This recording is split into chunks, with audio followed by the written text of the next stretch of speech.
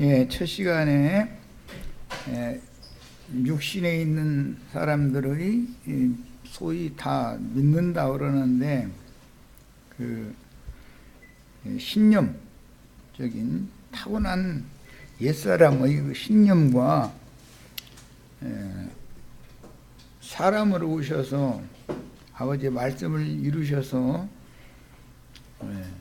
믿음을 실현시킨 예수 그리스도의 믿음이 무슨 차이가 있는가, 이것을 오늘은 중심 주제로 살펴보는 날이기 때문에 이 말씀에 대한 그 사람의 믿음, 하나님의 믿음, 이것을 분별시키는 말씀을 첫 시간 나눴습니다.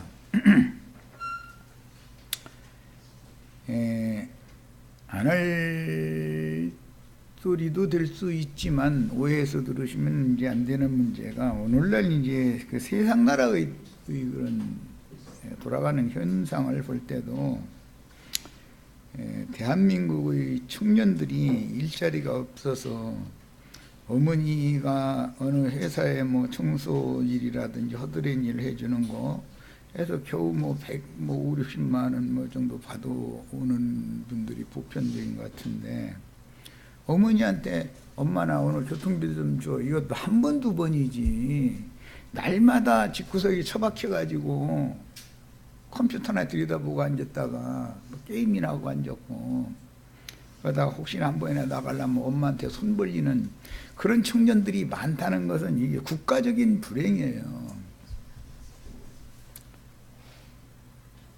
자기가 원하는 헛바람 들은 사람이 생각하는 자기의 실력과 자기의 수준은 간과해버리고 몸으로 때워서 하는 일자리는 너무나 많습니다. 지금 보면은 신문이 모든 거에 구인 광고가 끊임없이 나옵니다. 그런데 거기에는 전부 외국에서 온 노동자들이 차지하지 한국 청년들이 안 가는 거예요. 그러니까 국가는 양면으로 힘드는 거예요. 국가는. 사람은 자기의 분수를 지나는 생각을 하면 그게 바로 헛바람인 것이다. 그런 생각을 접어야 돼요. 현실에 순응할 줄을 알아야 된다 이거예요. 이런 것처럼 교회 생활도 하나님께서 사람을 믿음으로, 하나님의 믿음으로 사람의 영을 낳게 해가지고 믿음으로 길러 가시는 과정에서는 밑바닥부터 출발을 하려고 해야 되는데, 밑바닥은 쳐다를 안 보는 거예요. 자기하고는 자기 체질하고 안 맞다 이래버려요. 네. 육신 놀리는 것을 원하는 사람이 없다는 뜻이에요. 세상사로 올 때. 그런 것처럼 붕 뜬 신앙, 아무것도 되지 못하고 무엇이 된 것처럼 이렇게 생각하는 그런 신앙은 오늘 우리가 지금 말씀 나누는 베드로의 믿음이다 이거야. 베드로의 신앙이다. 그거는 주님의 날에는 주님의 나라와 아무 상관없는 믿음이에요. 그게 만용 부리는 것이지요. 여기서 베드로가 안 깨지면 주님의 제자가 되지 못하는 거예요. 깨져야 돼. 세상 쪽에서도 깨져야 하리, 부서져야 하리라는 말을 참 많이 합니다. 이제 다음 달 나가면 이제 만나 먹는 얘기하는데, 만나라는 것을 실현하는 것은 육신으로 오셔서 세상에 대하여, 죄에 대하여, 율법 저주에 대하여 육체로는 죽임을 당하시고 영으로 살리심을 받아서 부활 승천하셨다가 재림하신 그리스도의 그 성령의 말씀을 소재라고 그러는 건데, 다음 단락에 보면 내가 너에게 이르는 말은 영이요 생명이다. 나는 하늘로서 내려오는 참떡이다. 이 떡을 먹어야 영생하다. 자꾸 이렇게 말씀하시는데, 말씀하고자 하는 성경의 의도를 깨달아야 돼. 괜히 붕 뜬 신앙 가지고 기독교계 사람들이 90%도 넘는다고 난 봐요. 지금 이런 메시지를 전하면 받아들이려고는 않습니다. 왜? 자기가 원하는 세상 사람들이 가서 공장에 가서 물품 만드는데 몸으로 때워서 하는 일은 그건 내 체질하고 안 맞아. 그 체질하고 맞는 사람이 누가 있습니까? 상황이 그러니까 거기 가서 일을 하는 거지. 다 사무실에 앉아서 월급을 몇 푼 덜 받더라도, 그 기능공보다 덜 받더라도 사무실에 앉아서 컴퓨터나 이거 하고 앉았기를 바라지. 그런데 컴퓨터만 할 자리가 그렇게 많냐 이거예요. 노동할 자리는 많지만. 이해되셔요? 세상 나라를 빗대서 얘기를 할 때 오해하시지를 마세요. 혹시 청년들이 만약에 들어도 오해하면 안 돼요. 자기 분량껏 자기 분수를 알아야 되는데 분수에 지나는 생각을 하면 그게 다 헛바람인 거다 이거예요. 평생 그러다가 그 늙은 어머니 가서 몇 푼 벌어오는 거에서 용돈 타다 쓰다가 어머니 돌아가시면 그 다음에는 어떻게 할 건데? 어떻게 하려고 그래? 신앙도 마찬가지다는 거예요. 신앙도. 진실한 믿음의 터가 세워져 있지 않은 믿음은 그건 진실한 믿음이 아니에요. 믿습니다, 믿습니다. 그러다가 왜 사람들이 자꾸 바람이 부는 대로 요동치고 넘어지고 왜 그러는 거예요? 베드로가 시험 받는 그런 믿음의 수준에서 머물러 있기 때문에 그렇다 이거예요. 그건 시험이 오면 창수가 나고 풍파가 불어닥쳐가지고 그 집에 부딪히면 그렇게 세운 집은 무너지게 마련이다라는 거예요. 이제 더 나갑니다. 예수께서 즉시 손을 내밀어 그를 붙잡으셨다. 오늘 우리 형제 자매님들에게도 이런 정말 너무나 은혜스럽고 감격스러운 이런 말씀이 나의 구원을 위한 말씀으로 다 믿음으로 화합되기를 바라요. 다급한 상황에서 부르짖는 제자를 신속히 구원하시는 주님의 구원을 묘사하는 말씀인데, 메시아는 이런 메시아다 이거예요. 풍파를 보내지 않고 그냥 뭐가 잘 되게 해주는 그런 메시아가 아니다 이거예요. 일단 거쳐야 돼. 그 다음에 물속에 빠져들어가는 베드로를 지금 건져주시려고 신이 손을 내밀어 제자를 붙잡으셨다라는 말은 실제로는 그때 당시는 육신의 손을 서로가 이제 이게 붙잡아서 이렇게 건져내 주신 거죠. 표상적으로 볼 때. 그러나 실제는 헛바람 든 인간의 마음에 들어있는 것을 다 뽑아내 버리고 그 마음과 생각을 붙잡아 주신다 그 말이에요. 이것이 구원이에요. 오늘 여기에서 이제 소손이라고 하는 헬라어 용어로서 나를 구원하소서, 이 구원이라는 말은 죄악길을 행하다가 파멸의 구덩이에서 내가 이러다가는 아주 죽겠구나. 나는 내 인생을 이렇게 살고 싶지 않은데 내가 어쩌다 여기까지 왔지 하고 정신이 번쩍 나가지고 주님 앞에 호소를 해야 된다 이거예요. 주님, 아까 내가 이제 아버지 무덤에 찾아가서 눈물을 흘려가면서 아버지 불효자를 용서해 주세요 이렇게 했다가 비유를 했는데, 주님 앞에 다 돌이켜서 진실한 마음으로 돌이켜서 눈물을 흘려가면서 주님 나 좀 살려주세요 이래야 되는 거예요. 아버지 이번 무덤에서 아버지 한 번만 더 도와주세요. 아버지 거 다 없애고 어머니까지 이 고생하시다가 가게 만들었는데 아버지 어머니 별 면목이 없지만 한 번만 더 도와주세요. 이렇게 하는 사람이 여기 오늘 나오는 소손, 하나님이 손을 내밀어서 건져내 주셨다 그런 뜻이에요. 이게 구원이라는 말이에요. 용어가 그런 거예요. 그래서 거친 풍파가 치는 죄악의 세상 속으로 빠져들 때 마음과 생각을 붙잡아 주시는 성령의 손길에 의해서 우리 새 사람들이 신앙 양심과 신앙 생활은 건강하게 유지될 수가 있다라는 걸 알 수가 있어요.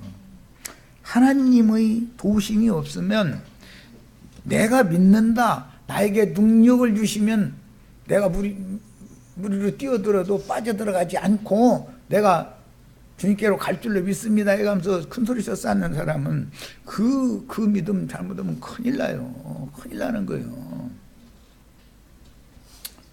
이르시되 믿음이 작은 자요, 이렇게 표현했는데 굉장히 쉽지 않은 용어로 이렇게 번역을 이제 해놨는데, 믿음이 작다라는 이 말은 원래 올리고피스토스라고 하는 게 두 단어의 합성어로서 이것은 좀처럼 설득되지 않는 그런 뜻이에요. 베드로가 이 말은 무슨 깨지기가 쉽지 않은 사람이다 이 말이에요. 설득하기가 어려워요 베드로를 지금. 왜? 예수님 임금으로 모시면 자기가 모든 제자들보다도 가장 큰 공을 앞장서서 세워가지고 맨 높은 자리, 예수님 다음 자리는 내 자리다 라고 이 생각을 깨기가 쉬운 게 아닌 거예요. 오늘 우리 번역에 너무 어렵게 해놨어요. 믿음이 작은 자요 이러느니 이 말은 좀처럼 설득되지 않는 자요, 즉 쉽사리 믿지 않는 자요, 신뢰가 부족한 옛사람의 자아의 생각대로 네 견고한 육의 생각이 너무 견고하다 강하다 지금 그 말인 거예요. 그런데 이걸 갖다 거기는 또 지금 내가 설명하는 이런 저 헬라어의 의미를 한마디로 한두 단어로 이렇게 해서 여기다 번역해 놓기도 어렵죠. 그런 단어가 없으니까. 그러나 여기 믿음이 작은 자여 할 때 이 말은 좀처럼 설득되지 않는 자요, 쉽사리 믿지 않는 자요, 신뢰가 너무 나에 대한 신뢰가 너무 부족하고 네 마음 네 생각을 너무 견고하게 붙잡는 자요 그 말이에요. 자, 왜 의심하였느냐? 왜 의심했어요? 자기 자신에게 헛바람 들어가지고 속았기 때문에 그런 거예요. 베드로에게 속은 것이지 바람과 파도 때문에 고난당한 것 같으죠 겉으로 올 때는.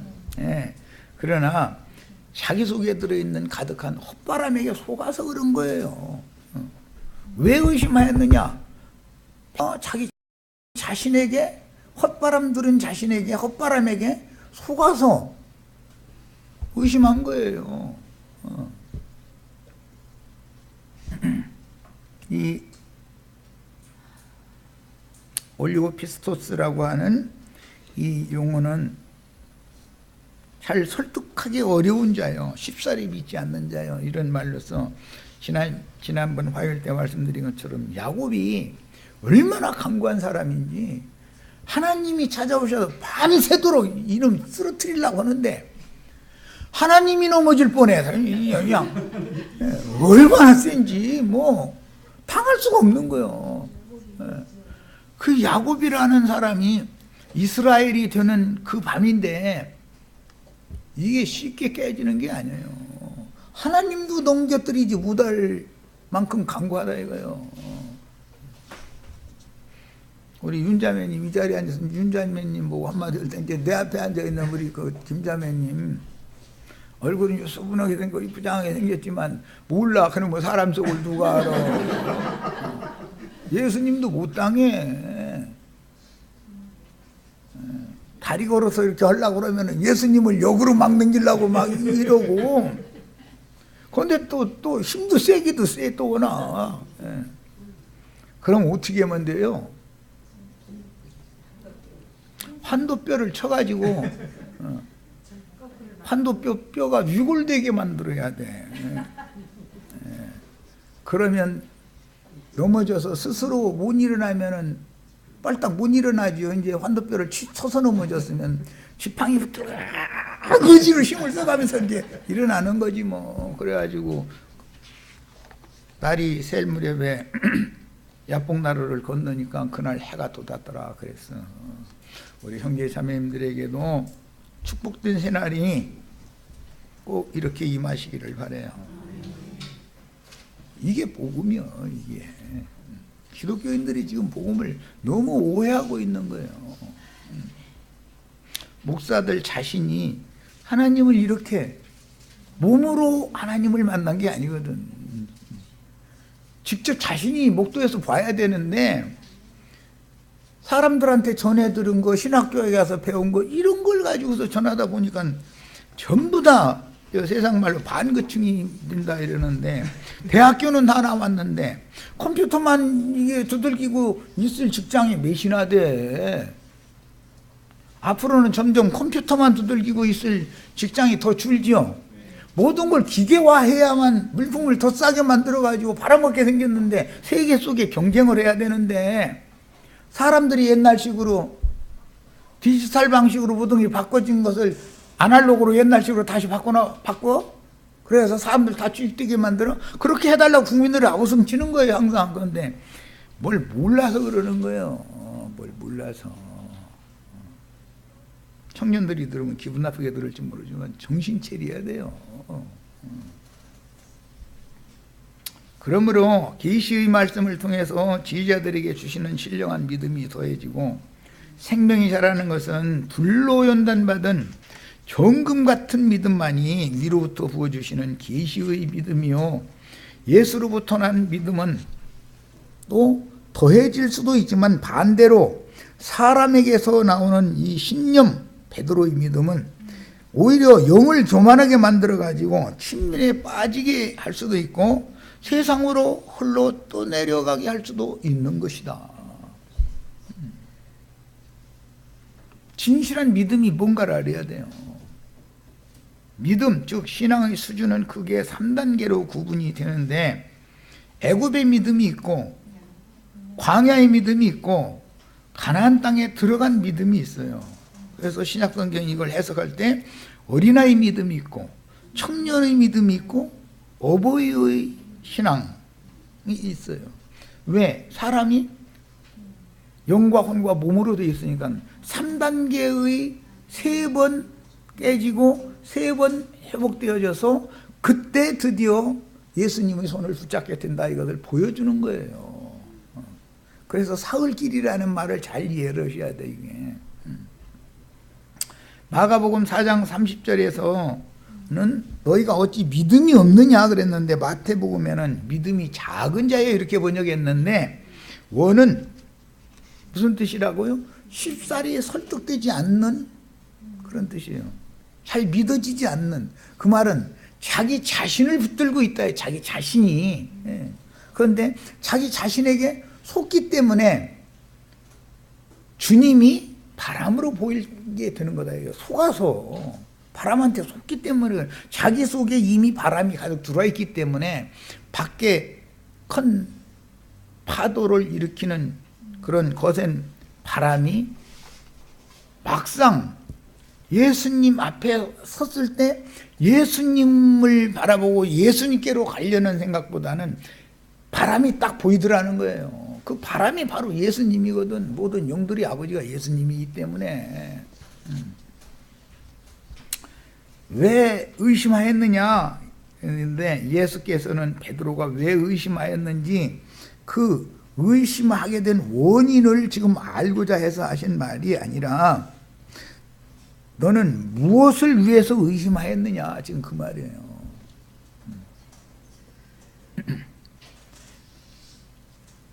세상 영광을 위해서 의심한 거예요. 자신 속에 예수님이 왕 되면 예수님을 왕으로 세우는 일에 무리 앞에서 피켓 들고 따라서 오라고 이렇게 해가지고 공을 세워가지고 자기가 예수님의 나라에서 국무총리 자리에 앉고자 하는 헛바람 때문에, 그래서 의심을 한 거예요. 그래서 베드로의 마음은 지금 두 마음이 품어져 있다 이거예요. 주님도 바라보지만 세상 영광도 지금 바라보는데, 세상 영광을 바라보는 눈이 더 밝아졌고 생명이신 주님을 바라보는 눈이 감겨 있다 이 말이에요. 선악을 알게 하는 나무는 크게 보이고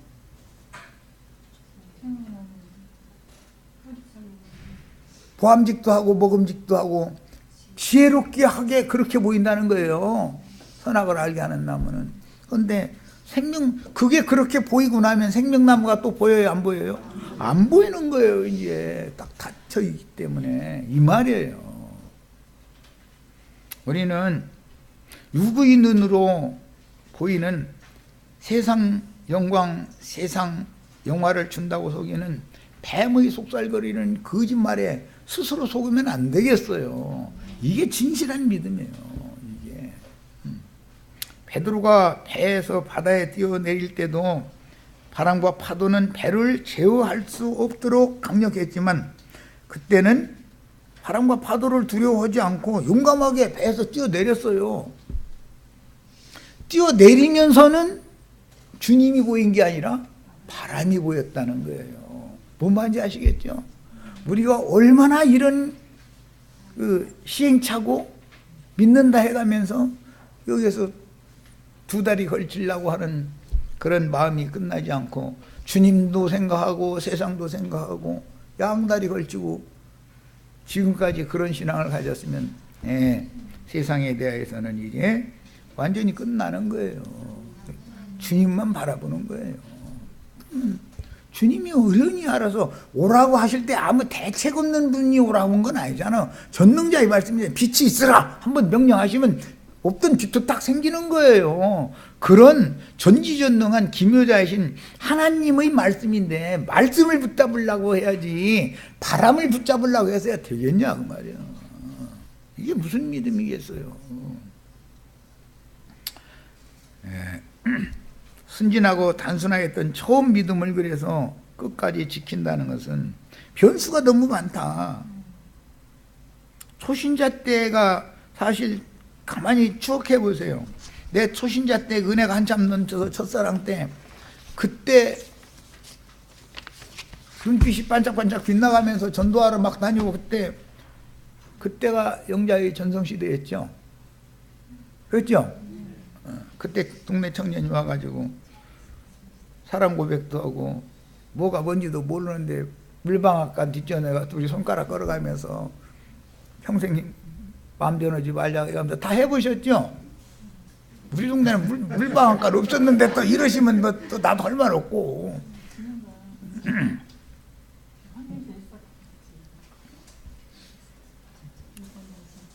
그런데 그건 전부 세상에서는 큰 꿈을 꿨다 하려고 또 세상 목사들은 막 큰 꿈을 꿔라 막 그러면 그거 이루어주신다 해서 하는데 그게 큰 꿈이 아니고 너무 작은 꿈이지. 세상에서 뭐가 이루어지고 말고 하는 것은 그건 개나 줘도 개 줘도 안 가죠. 세상 영광 개한테 주면 영광이 뭔데요? 막 이제 이래가면서 알아도 또 묻어고 개를 줘도 그 주워 먹지도 않을 것을 가지고 왜 그렇게 매달리냐 말이야. 베드로가 이렇게 철두철미하게 주님의 손으로 배운 사람이기 때문에 인용구를 읽어보겠습니다. 베드로전서 1장 6절로 7절. 그러므로 너희가 이제 여러 가지 시험으로 말미암아 잠깐 근심하게 되지 않을 수 없으나 다 이거는 한두 번 경험한 게 아니죠. 오히려 크게 기뻐하는도다. 왜? 너희의 믿음의 확실함은 그랬어. 확실한 믿음이어야 된다 이거예요. 불분명한 그런 믿음이 아니고 불로 연단하여도 없어질 금보다 더 귀한 믿음이다. 너희 믿음이 확실하다면 말이야. 예수 그리스도께서 나타나실 때 칭찬과 영광과 존귀를 얻게 할 것이다. 이 구원에 관하여는 이제 말씀이 이어져 나가죠. 믿음의 결국 혼의 구원을 받음이라 란 말이에요. 이렇게 되시기를 바라요. 자, 베드로전서 4장 11절로 13절. 만일 누가 말하려면 하나님의 말씀을 하는 것 같이 해라 그랬어요. 어떻게 인간으로서 하나님 말씀하시는 것처럼 해? 또 이러시지 말고 누구를 만나서 무슨 대화를 할 때 무슨 개빵 이야기, 뭐 노래방 이야기, 뭐 저 노래방 이야기 한다고 뭐 우리 저 윤자매님 서울올까 무섭네 하면 기분 풀이 한다 있었고 뭐 그런 얘기 다 아무 유익이 없어요. 그것은 육신의 어떠함을 위한 것들이 세상사라는 것은 무엇을 해도 어느 산속 깊은 곳에 유명한 뭐 음식점이 있어서 거기 가서 먹어봤더니 막 입속에서 살살 녹더래. 아이스크림이요 뭐가 이렇게 녹았어 녹기는.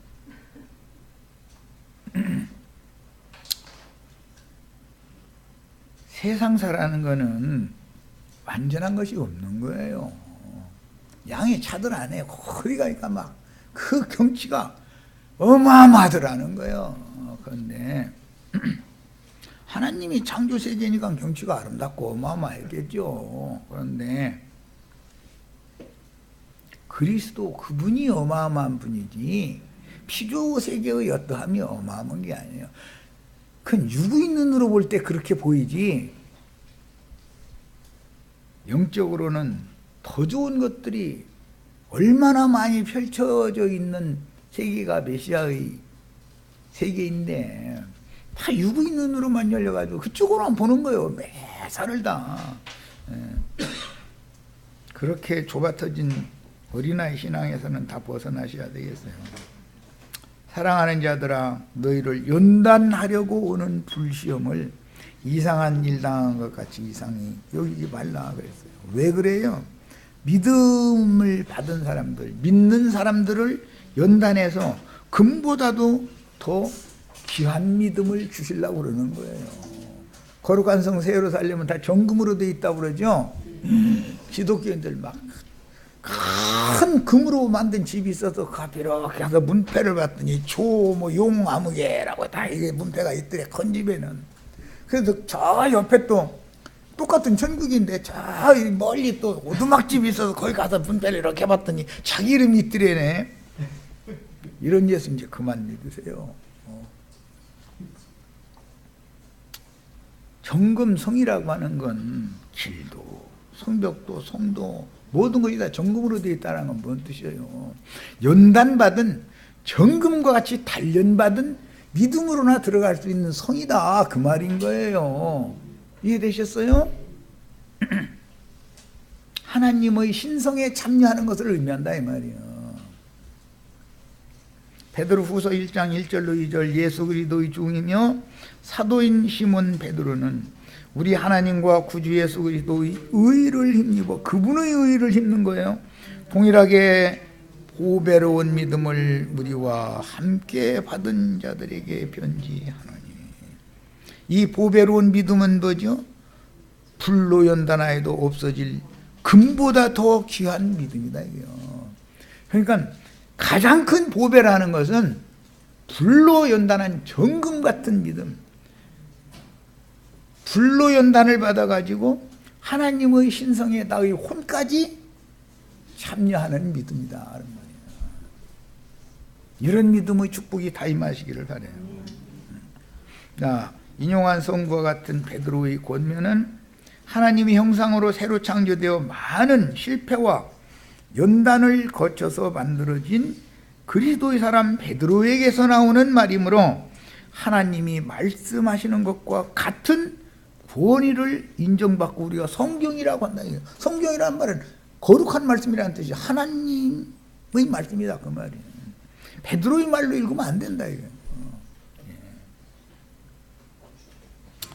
그런 믿음을 우리에게 부어주시고 온전케 만들어 가시는 우리의 믿음도 베드로가 지금 체험적으로 배운 그 믿음, 우리의 믿음이 같아야 되겠다, 동일해야 되겠다. 사도들과 우리 믿음이 다르면 안 되죠. 같은 믿음을 가지셔야지. 자, 마태복음 14장 32절로 33절. 배 함께 오름에 바람이 그치는지라 배에 있는 사람들이 예수께 절하며 이르되. 이제 깨졌죠. 진실로 하나님의 아들이로소이다. 이런 믿음을 예수님이 제자들에게 부어주시기를 원한 거예요. 흉흉한 파도 속에 빠지던 제자의 손을 잡고 함께 배에 오르신 내용은 칠흑 같은 밤바다에서 돌풍과 파도를 헤치며 항구를 향해서 항해하는 배로 상징되는 교회를 통해서 주님은 마지막까지 제자들의 생명을 안전하게 보호하며 목적지에 이르게 해주는 메시아임을 보여주는데, 배는 구약 성경에 노아의 때에는 방주라고 번역이 됐고 모세 때에는 갈상자라고 번역이 됐어요. 그 다음에 광야 교회에서는 성막 중에 지성소라고 번역이 됐어요. 지성소. 계시록에서는 정금성, 거룩한 성, 새 예루살렘이라고 번역이 됐어요. 자, 그 다음에 바람이 그치는지라, 이것은 그 당시 상황을 보면 예수께서 날이 새는 그 밤에 칠흑 같은 어둠 속으로 돌풍을 타고 또 파도를 타고 제자들이 괴로이 노를 젓고 있는 배에 오르셔서 베드로의 손을 붙잡아 주시고 함께 배에 오르시니까 바람이 딱 그쳐버리더라는 거예요. 파도가 딱 잔잔해지더라는 거예요.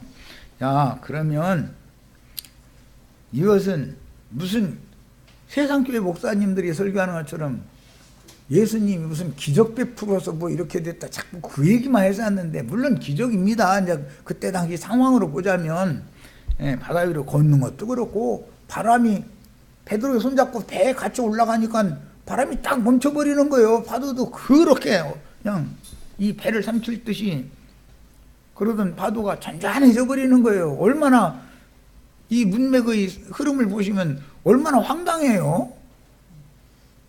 이거는 우리의 속이 이렇게 되는 것을 바란다 이거예요.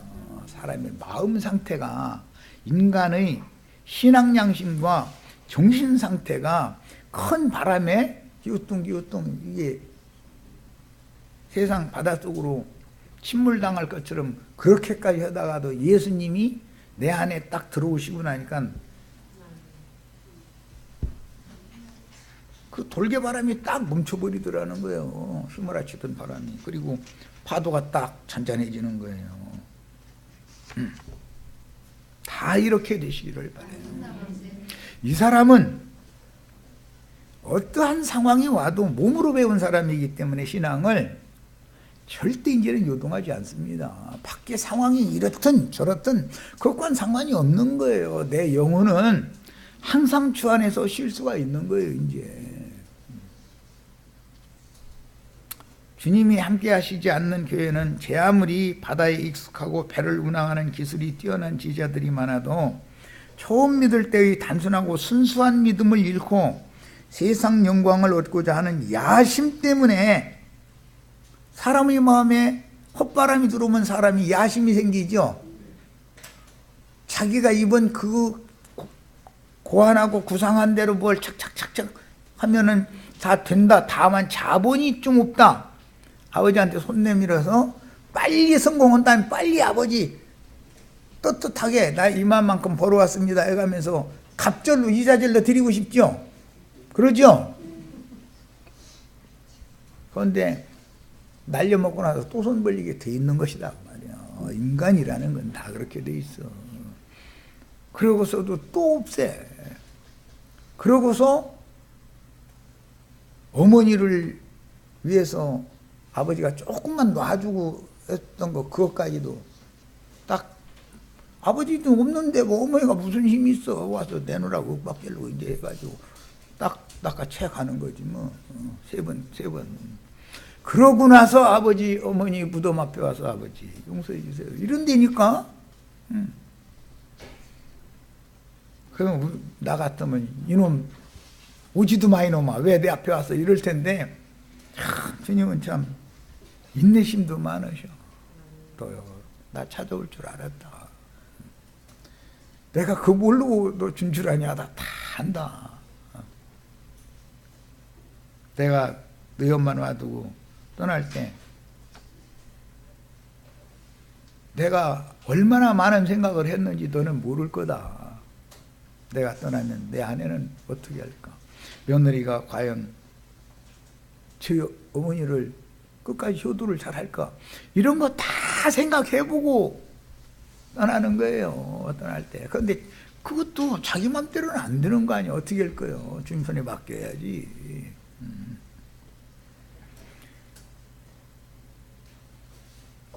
이제 아들이 세 번째 와서 또 빼들어 갈 거를 알으니까 이제 아버지는 또 생각이 또 이제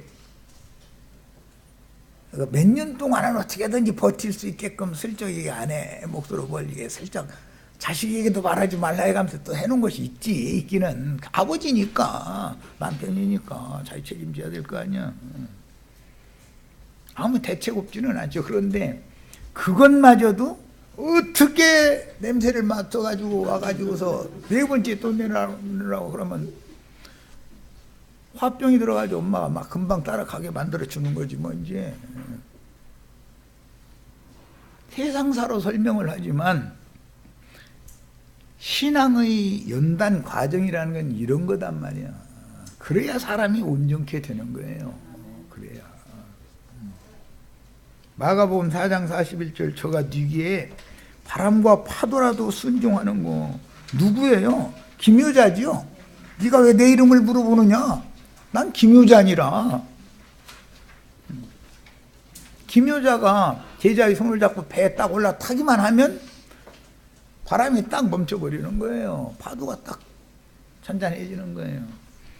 이런 말씀들이 각 가정에도 그대로 응하길 바라고 교회 생활에서도 그대로 응하고 우리 대한민국이라고 하는 나라도 이 말씀이 그대로 응하기를 바랍니다. 창세기 32장 28절로 31절 인용구를 이미 내가 여러 번을 인용을 했으니까 오늘은 구태여 더 읽지는 않겠습니다. 자, 18페이지로 갑니다. 사사기 13장 18절 여호와의 사자가 야곱에게 야풍나루터에서 나타났던 여호와의 사자가 삼손의 아버지 마누아에게 나타났죠. 그러니까 마누아도 여호와의 사자에게 이르되 당신이 네 신이까? 라고 물어보니까 답변을 하기를 어찌하여 내 이름을 묻느냐 그랬어요. 내 이름은 김효자니라. 예수님의 이름이 김효자죠.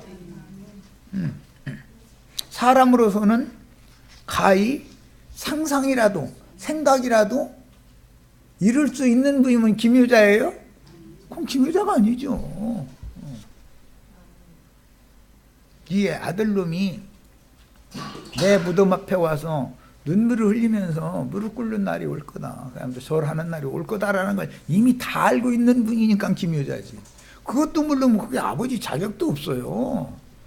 가장으로서 이건 책임을 할 수도 없는 사람인 거고.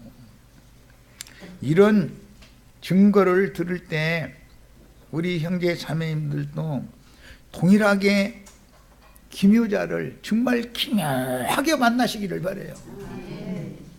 참 김효자니까 기묘한 상황으로 몰아가가지고 딱 만나 주시는 거거든. 주님은 만나면 해결 다 되는 거예요, 사실은.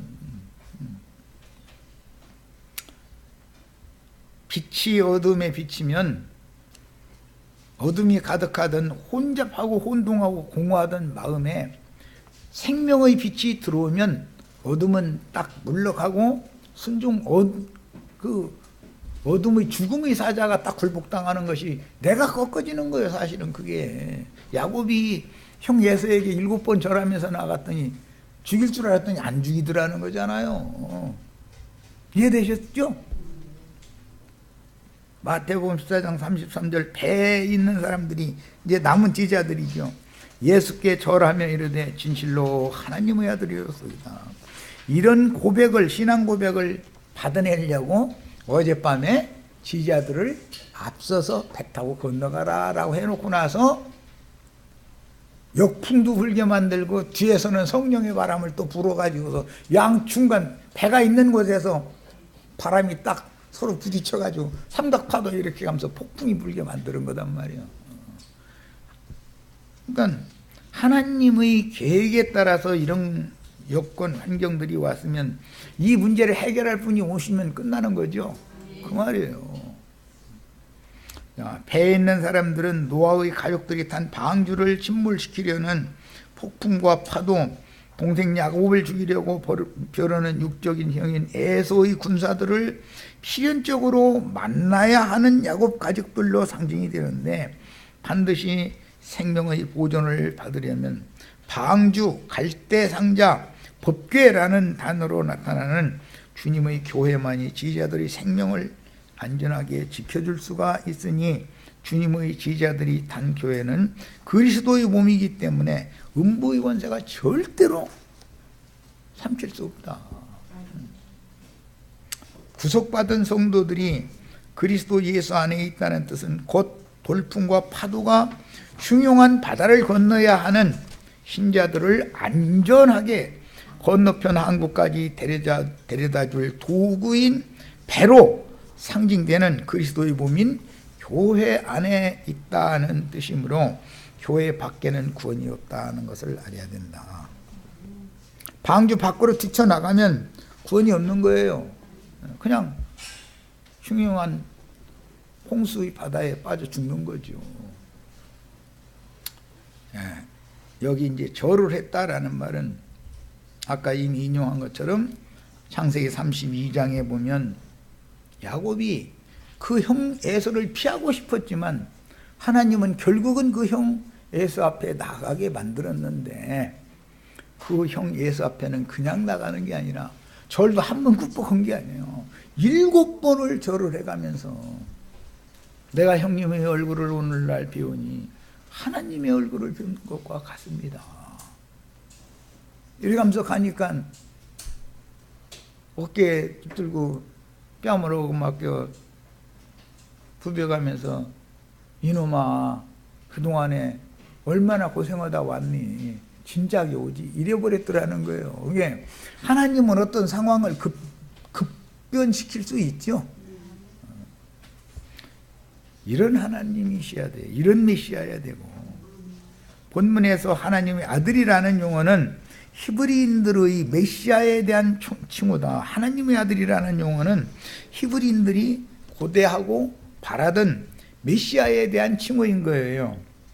그런데 오늘날 뭐 여호와 증인 등등 이 사람들은 인간 나라의 촌수를 자꾸 생각하지요. 하나님은 아버지고 예수님은 아들이고 예수 이름으로 보내신 이는 손자고 이런 식으로 생각하는 거예요. 그런데 그게 아니고 하나님의 아들이라는 성경 용어가 나오면 이건 히브리인들의 전통적인 생각은 뭐냐, 메시아에 대한 호칭인 거예요. 이 메시아는 구약 성경에는 김유자이신 하나님이란 말이에요. 김유자로 오시는 하나님. 그럼 그들이 왜 그렇게 믿는가? 아버지, 아들, 손자 이런 식으로 소위 삼일체라는 이런 교리를 왜 그렇게 믿는가? 오늘 내가 설명한 것 같이 이런 하나님을 못 만났기 때문에 그래요. 만난 적이 없는 거예요. 이런 하나님을. 신학지식으로 뭐 세배당, 예배당 다니면서 그냥 강단에서 설교하는 그런 식으로. 오늘 베드로가 믿었다고 그러지만 그런 믿음으로는 살아계신 하나님의 얼굴을 볼 수 없는 거예요. 최고로 잘해봤자 뒷모습만 보는 거죠. 그만만 해도 굉장한, 뒷모습이라도 보면 굉장한 신앙이에요, 이거는. 우리는 그러나 얼굴을 맞대고 보는 그런 축복된 믿음이 오늘 우리 형제 자매님들 모두에게 부어져서 개인의 삶에서, 가정사에서, 교회 생활에서 이것이 반드로 말씀이 이 말씀같이 꼭 응하기를 바랍니다. 우리들은 이러한 믿음, 이게 우리를 구원하는 믿음이고, 믿음의 말씀, 구원의 말씀이 오늘 우리 형제 자매님들의 것이 다 되시기를 바라요. 자, 이 칭호는 마태복음 3장 17절에서 예수님이 침례자 요한에게 가서 침례를 받고 물에서 올라오실 때 하늘 아버지께서 친히 그 아들에 대하여 너는 내 사랑하는 아들이요 내 기뻐하는 자라라고 하나님이 지어준 이름이요. 하나님의 아들이라는 이름은. 여기까지서 마칩니다. 오늘 우리 형제 자매님들이 다 하나님의 아들들이 되시길 바라요.